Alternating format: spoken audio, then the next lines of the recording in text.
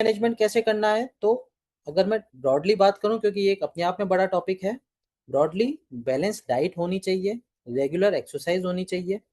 ये दो main pillar है। अगर इन दोनों से आप रेगुलरली अच्छे से करते हैं, 70 to 80% पेशेंट्स का वेट रिड्यूस हो जाता है।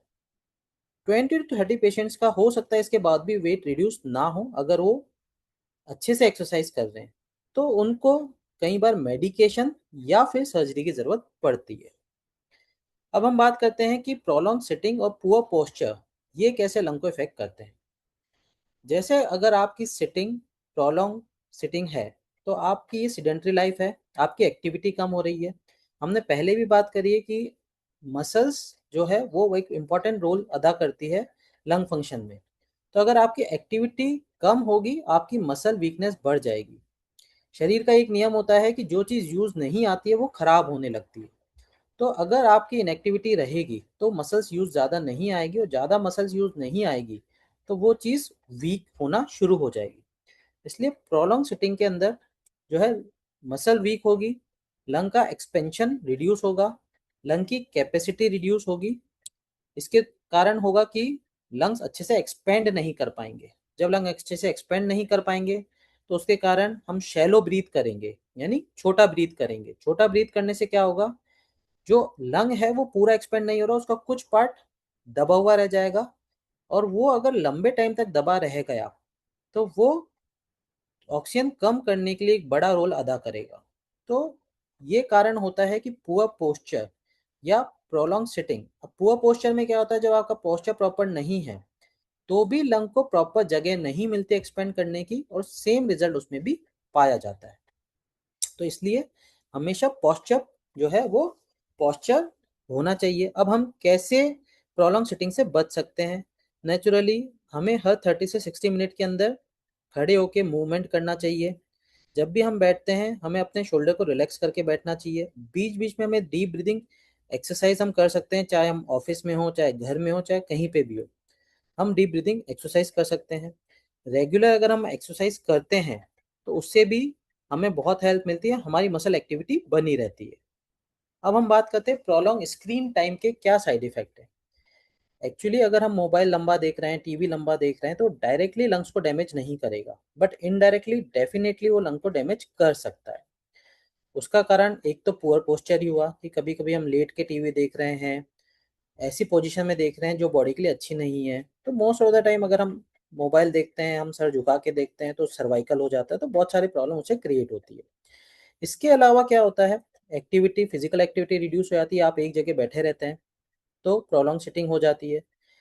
उसके अलावा स्ट्रेस, स्ट्रेस एक बहुत बड़ा फैक्टर होता है। आपकी आई स्ट्रेस होता है, आपको कई बार हेडेक भी होता है, इवन कई लोगों को पेल्पिटेशंस भी होता है प्रॉलॉन्ग स्क्रीन टाइम के कारण। और जिस तरह का कंटेंट वो देख रहे हैं, हो सकता है उस कंटेंट के कारण भी प्रॉब्लम स्ट्रेस डेवलप हो। तो जो ये स्ट्रेस होता है ये भी लंग को इफेक्ट करता है। स्ट्रेस फिजिकली और साइकोलॉजिकली दोनों तरीके से उसको अफेक्ट कर सकता है। अब अगर स्ट्रेस की मैं बात करूं तो स्ट्रेस दो तरह का हो सकता है। एक तो होता है अक्यूट, यानी कि जस्ट अभी हुआ है, चाहे मिनट्स में हुआ है, चाहे घंटे में हुआ है, चाहे एक दो दिन में हुआ है। और एक होता है क्रॉनिक, जो एक लंबे समय से स्ट्रेस चला आ रहा है। अगर वो अक्यूट है तो आपने एक नाम सुना होगा कि पैनिक अटैक आता है। पैनिक अटैक क्या होता है कि एक आदमी एकदम नॉर्मल है, उसको एकदम से किसी चीज़ का डर लगा और उसे पैनिक अटैक कहा जाता है। उसकी सांस बहुत तेज तेज फूलने लगती है, उसको सांस लेने में दिक्कत होने लगती है। वो सिर्फ और सिर्फ एक अक्यूट स्ट्रेस होता है, उसे किसी चीज़ का डर लगता है और उसके कारण उसकी सांस फूलने लगती है। अगर मैं क्रॉनिक स्ट्रेस की बात करूं, अगर एक क्रॉनिक स्ट्रेस बहुत लंबे टाइम से बना रहेगा, चाहे आपको ऑफिस की टेंशन हो, चाहे किसी भी तरह का कोई स्ट्रेस हो, वो स्ट्रेस क्या करता है, शरीर के अंदर इन्फ्लेमेशन, जिसे सूजन हिंदी में कहते हैं, इन्फ्लेमेशन क्रिएट करता है। और इन्फ्लेमेशन क्या करता है, मसल्स को, लंग्स को और हर ऑर्गन को डैमेज करता है। तो क्रॉनिक स्ट्रेस जो है वो भी लंग की कैपेसिटी को धीरे धीरे करके कम करता है। तो ये हमने बात करी। इसके बाद क्या होगा कि वो डैमेज करेगा तो एयरवे जो होगा वो नैरो होता जाएगा। अस्थमा में एक पिक्यूलर, जो अस्थमेटिक पेशेंट होते हैं उन्होंने कई बार फील भी किया होगा कि जब वो ज़्यादा इमोशनल होते हैं, ज़्यादा स्ट्रेस लेते हैं, उनका सांस फूलने लगता है। क्योंकि जब भी अस्थमेटिक पेशेंट या जिनके एयरवे ज़्यादा सेंसिटिव है, अगर वो ज़्यादा परेशान होते हैं तो उनका जो एयरवे है, जो सांस की नली है, वो नैरो हो जाती है। और अगर वो नैरो हो जाती है तो उसके कारण सांस लेने में दिक्कत होने लगती है। तो इस कारण स्ट्रेस जो है वो सांस को फुला सकता है, इवन आपको हॉस्पिटलाइज भी करा सकता है। इसके अलावा नेचुरल सी बात है, स्ट्रेस को रिलीव करने के लिए बहुत से लोग बहुत सारी कॉप अप मैकेनिज्म यूज करते हैं। जैसे कुछ लोग स्ट्रेस को कम करने के लिए ज़्यादा खाना खाने लगते हैं, जिससे कि वेट बढ़ेगा, वो भी लंग पे इफेक्ट करेगा। स्ट्रेस के कारण कुछ लोग ज़्यादा सोने लगते हैं। कुछ लोग की फिजिकल एक्टिविटी बहुत कम हो जाती है। नींद जो है वो पूरी नहीं आती है, वो भी लंग को इफेक्ट करती है, वो हम आगे बात करेंगे। कुछ लोग स्मोक करते हैं, कुछ लोग जो है ड्रिंक करते हैं। तो वो उन सब की कोप अप मैकेनिज्म होती है फॉर स्ट्रेस, पर अल्टीमेटली ये बॉडी के लिए अच्छी नहीं होती है और डायरेक्टली इनडायरेक्टली जो है वो लंग को डैमेज करती है। अब हम बात करते हैं कि स्ट्रेस को रिड्यूस करंट कैसे कर सकते हैं। अगर हमें इसके लिए एक तो एक्सरसाइज रेगुलरली करनी चाहिए, दूसरा meditation and relaxation, breathing relaxation techniques होती हैं जो हम अप्लाई कर सकते हैं। सोना एक बहुत बड़ा रोल है। अगर हम एडिक्वेट स्लीप लेते हैं तो कुछ हद तक, क्योंकि आजकल मॉडर्न डे में ये प्रॉब्लम हो गई है कि बहुत से लोग एडिक्वेट स्लीप नहीं ले पा रहे, because of work, because of any stress. तो एडिक्वेट स्लीप से 50% लोगों का स्ट्रेस कम हो जाता है। उसके अलावा मेंटेन जो है एक बैलेंस डाइट करनी पड़ेगी, स्मोकिंग, अल्कोहल कंजप्शन, ये सब चीज़ें हटानी पड़ेगी। और जिस तरह का स्ट्रेस है आपको उसका रूट कॉज ढूंढ कर उस स्ट्रेस को कम करने की भी कोशिश करनी पड़ेगी, क्योंकि रूट कॉज वही है। अब हम बात करते हैं पुअर स्लीप। पुअर स्लीप का लंग पे बहुत बड़ा इम्पैक्ट होता है। एक्चुअली जितना टाइम हम जागते हैं उसका 1/3 टाइम हम सो रहे हैं। हमारी लाइफ का 1/3 टाइम हम स्लीप में निकाल रहे हैं। और स्लीप एक ऐसा टॉपिक है, अगर मैं बात करूं तो बहुत सारी आगे फ्यूचर के अंदर मेडिसिन आएंगी जो सिर्फ और सिर्फ स्लीप को ठीक करके आपकी बीमारी को ठीक कर सकती है। क्योंकि स्लीप में बहुत कुछ है। अगर मैं स्लीप से बात करूं, स्लीप के कारण बच्चों का ग्रोथ स्लीप पे डिपेंड करता है।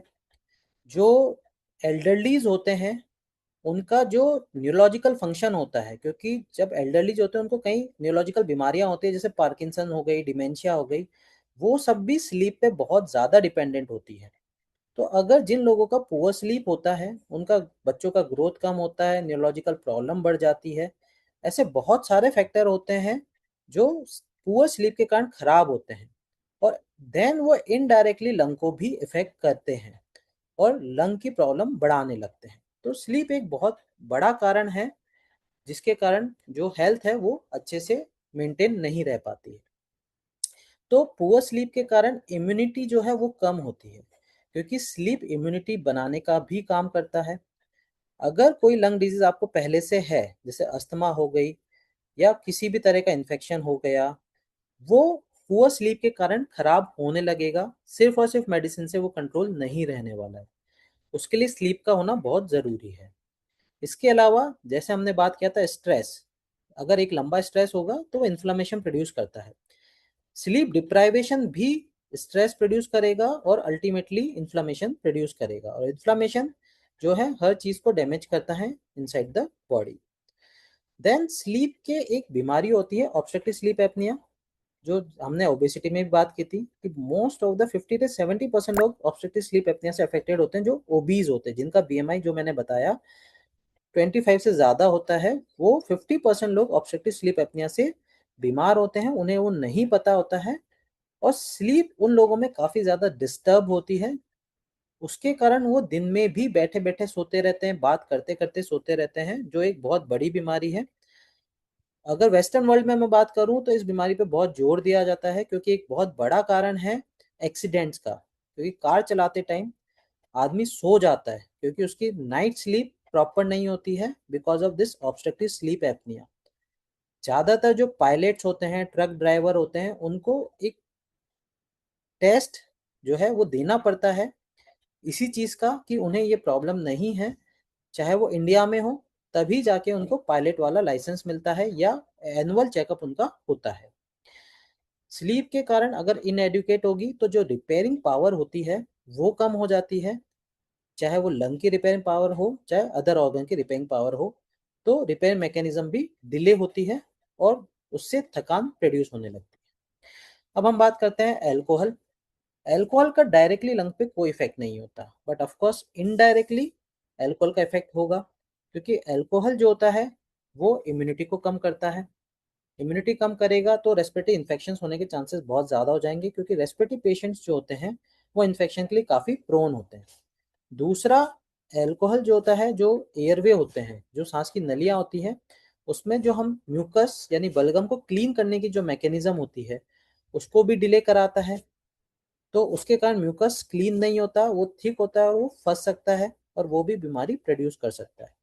अल्कोहल से हम सब जानते हैं कि पेशेंट अपने होश में नहीं रहता कई बार, तो तब वो अगर कुछ खाएगा या पिएगा तो कई बार वो सीधा लंग्स में चला जाता है, और अगर वो लंग्स में चला जाएगा तो उसके कारण जो है उसको निमोनिया हो सकता है, उसको काफ़ी तेजी से ऑक्सीजन की मात्रा कम हो सकती है। इसके अलावा अल्कोहल जो बीमारी ऑलरेडी है उसको खराब कर सकता है, इन्फ्लामेशन प्रोड्यूस कर सकता है। स्लीप के अंदर भी अल्कोहल जो होता है ये स्लीप प्रोड्यूस करता है इनिशियली, बट ये होता है कि 3 से 4 घंटे बाद ये स्लीप को डिस्टर्ब करता है। तो कई लोग जो अल्कोहल लेते हैं इमीडिएटली सो जाते हैं, बट ये होता है कि 4 घंटे 5 घंटे बाद वो जग जाते हैं, फिर उन्हें नींद नहीं आती है। और इसके अलावा नेचुरली जो अल्कोहल लेते हैं वो उसके साथ साथ स्मोक भी करते हैं, और स्मोक जो है डायरेक्टली लंग को डैमेज करता है। अब स्मोकिंग कैसे डैमेज करता है ये तो ज़्यादातर लोग जानते हैं, और ज़्यादातर टॉक भी वो सुन भी चुके होंगे, मैंने भी पिछली बार टॉक ली थी। स्मोकिंग नेचुरली डायरेक्टली लंग्स में जा रहा है, वो डायरेक्टली लंग के पैसेज को डैमेज करेगा। एक टाइम के बाद वो लंग के फंक्शन को रिड्यूस करने लगता है, जो इरिवर्सिबल हो जाता है। इनिशियली अगर हम बात करें तो वो रिवर्सिबल रहता है कि अगर पेशेंट स्मोकिंग छोड़ दे तो लंग्स वापस ठीक हो जाते हैं, बट एक टाइम के बाद में वो इरिवर्सिबल हो जाता है, और उसके बाद में लंग जो डैमेज है वो हमेशा के लिए डैमेज रहता है, और उसको मेंटेन रखने के लिए लंबी दवाई लेनी पड़ती है। स्मोकिंग जो है वो लंग के कैंसर को बढ़ाता है। लंग के कैंसर्स में इंडिया एक लीडिंग कॉज है, लीडिंग जो है वो नेशन है, बिकॉज ऑफ स्मोकिंग ओनली। ये इम्यूनिटी को कम करता है, क्लियरिंग मैकेनिज्म को कम करता है। एक टर्म आती है पैसिव स्मोकिंग। पैसिव स्मोकिंग क्या होता है, इसे सेकंड हैंड स्मोक भी कहा जाता है, कि अगर कोई पेशेंट जो है स्मोक कर रहा है और उसके घर में कोई रहता है, चाहे वो उसकी वाइफ हो, चाहे बच्चा हो, चाहे बहन हो, माँ हो, वो भी उस स्मोक से एक्सपोज हो रहे हैं, इसे पैसिव स्मोकिंग कहा जाता है। Because they are not smoking, वो स्मोक नहीं कर रहे, बट वो उस चीज से स्मोक से एक्सपोज हो रहे हैं। तो चूंकि वो उस चीज से एक्सपोज हो रहे हैं तो उनको भी सिमिलर इफेक्ट होगा जो स्मोकर को होता है, क्योंकि स्मोक उनके अंदर भी जा रही है। तो सारी प्रॉब्लम जो स्मोकर को हो सकती है वो उन लोगों को भी हो सकती है जिन्होंने जिंदगी में कभी स्मोकिंग नहीं की, बट चूंकि वो उस आदमी के साथ रहते हैं तो उन्हें वो सारी प्रॉब्लम, चाहे वो सीओपीडी हो, चाहे कैंसर हो, कुछ भी हो सकता है। अब हम बात करते हैं कि अपने आप को कैसे बचा सकते हैं second hand smoke. Of course second hand smoke से अगर आपके कोई स्मोक करता है तो आप उसे मना कर रहे हैं। अगर पब्लिक प्लेस पे अगर आप हैं तो आप उस जगह से चले जाएं। अगर पब्लिक प्लेस है और एनक्लोज प्लेस है तो आप उस एनक्लोज प्लेस पे जाना ही अवॉइड करें। तो किसी भी तरह से आपको स्मोकर से बचना चाहिए। एक चीज होती है वैपिंग। वैपिंग होती है आजकल आर्टिफिशियल जो है इलेक्ट्रॉनिक सिगरेट्स आने लगी हैं।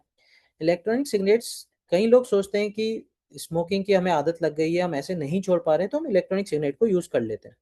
इलेक्ट्रॉनिक सिगरेट्स के साथ प्रॉब्लम क्या है, नेचुरली वो थियोरटिकली बेटर है सिगरेट से, क्योंकि उसमें सिगरेट के अंदर जो प्रॉब्लम निकोटिन वगैरह होता है कई ई सिगरेट्स में वो नहीं होता। पर ऐसा नहीं है कि सारे ई सिगरेट्स में निकोटिन नहीं होता है, कुछ ई सिगरेट में निकोटिन भी होता है। और अगर ई सिगरेट में निकोटिन है तो वो सेम इफेक्ट प्रोड्यूस कर रहा है जो स्मोकिंग से हो रही थी, तो उसका उतना जो है प्रॉफिट नहीं होता। दूसरी चीज ये भी देखी गई है कि निकोटिन के अलावा जो कंपोनेंट यूज किया जाता है ई सिगरेट्स में वो बहुत टॉक्सिक होता है, उससे जो फ्यूम निकलते हैं वो टॉक्सिक होता है, वो कई पेशेंट्स के में उसके कारण एलर्जी इतनी ज़्यादा होती है कि उन्हें आईसीयू में भर्ती होना पड़ता है।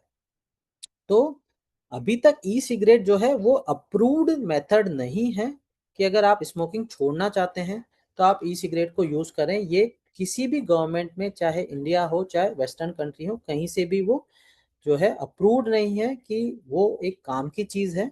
तो इसलिए ई सिगरेट जो है बहुत से लोगों को लगता है कि सेफ है, हार्मलेस है, नहीं मतलब हार्मलेस है, बट ऐसा नहीं है, वो काफी ज्यादा हार्म भी कर सकती है। अब हम बात करते हैं एंटीऑक्सीडेंट। एंटीऑक्सीडेंट्स की अगर हम बात करें, जो लंग हेल्थ को सपोर्ट करते हैं। एंटीऑक्सीडेंट्स क्या होते हैं? एंटीऑक्सीडेंट्स होते हैं कि हमारी बॉडी में क्या होता है विद द एज, क्या होता है कि ऑक्सीडेशन रिएक्शन होती है। ऑक्सीडेशन रिएक्शन के कारण हमारी बॉडी एज करती है। ठीक है, जैसे हमारी बॉडी एज करती है, ऑक्सीडेशन के कारण चीजें डैमेज होती है। वो कोई सा भी ऑर्गन हो, कोई सी भी मसल हो, कोई सी भी सेल हो, वो डैमेज होती है। उस डैमेज को कुछ हद तक बचाने के लिए एंटीऑक्सीडेंट्स काम करते हैं। अब एंटीऑक्सीडेंट्स आपको ब्रांड नेम जैसे कई एंटीऑक्सीडेंट नाम से भी मार्केट में मिल जाते हैं।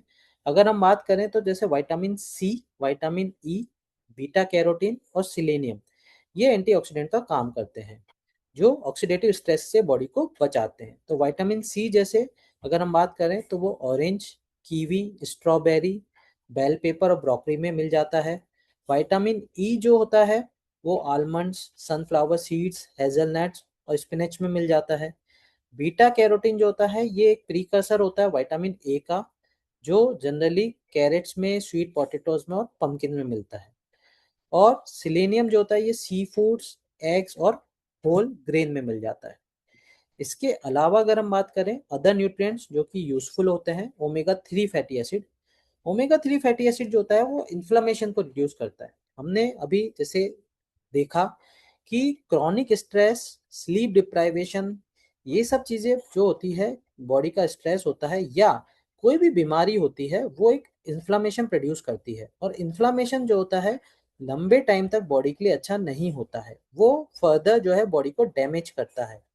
तो उससे बचाव का जो एक तरीका है, ओमेगा थ्री फैटी एसिड जो होते हैं ये इन्फ्लामेशन को कम करते हैं। वो हमें जनरली जो है वॉलनट्स में मिलता है, फ्लैक्सीड में मिलता है, चिया सीड्स में मिलता है, इवन सालमन फिश वगैरह में मिल जाता है। फिश ऑयल्स के अंदर ओमेगा थ्री काफी अच्छा होता है।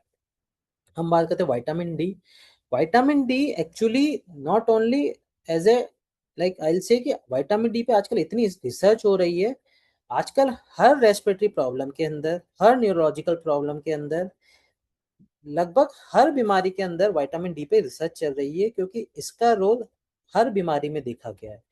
मैं भी जो पेशेंट्स आते हैं, इवन ये रिकमेंडेड भी है, गाइडलाइंस में भी हर जगह लिखा हुआ है कि जो भी पेशेंट्स आपके पास आते हैं, लंग के पेशेंट आते हैं जिन्हें रेस्पिरेटरी प्रॉब्लम है, अगर उनका विटामिन डी कम है तो आपको उसे सप्लीमेंट करना है। उससे जो भी उस पेशेंट को बीमारी है रेस्पिरेटरी की, चाहे वो अस्थमा हो, सीओपीडी हो, ट्यूबरकुलोसिस हो, निमोनिया हो, उसको ठीक होने में मदद मिलती है। तो विटामिन डी इतना इम्पोर्टेंट होता है। अब हम सब जानते हैं कि विटामिन डी का जो सोर्स है वो सनलाइट होता है। बट सनलाइट आजकल चूंकि मॉडर्न लाइफ इतनी हो गई है, सन एक्सपोजर बहुत कम हो गया है, तो हम जनरली उस सनलाइट से जो है हम नहीं ले पाते हैं। तो इसीलिए हमें विटामिन डी सप्लीमेंट्स लेना चाहिए। उसके अलावा अगर हम बात करते हैं तो मैग्नीशियम। मैग्नीशियम जो है वो मसल फंक्शंस के लिए काफ़ी इंपॉर्टेंट होता है, वो हार्ट के लिए भी काफ़ी इंपॉर्टेंट होता है। ज़्यादातर हार्ट डिजीज के अंदर लंग डायरेक्टली इन्वॉल्व होता है। तो जब भी हार्ट प्रॉब्लम होती है, कहीं ना कहीं हार्ट के कारण लंग्स में पानी भरना या अलग तरह की प्रॉब्लम होती है। तो मैग्नीशियम जो होता है ये मसल फॉर्मेशन के लिए इंपॉर्टेंट होता है। कैल्शियम जो होता है वो भी मसल फॉर्मेशन के लिए इंपॉर्टेंट होता है। मैग्नीशियम जो होता है ये ग्रीनी लीव से, बीन्स, नट्स और होल ग्रेन से मिल सकता है। Thank you.